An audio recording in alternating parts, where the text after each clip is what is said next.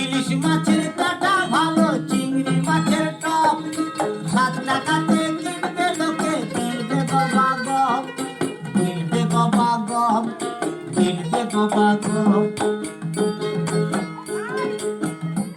তোর কচি পোনা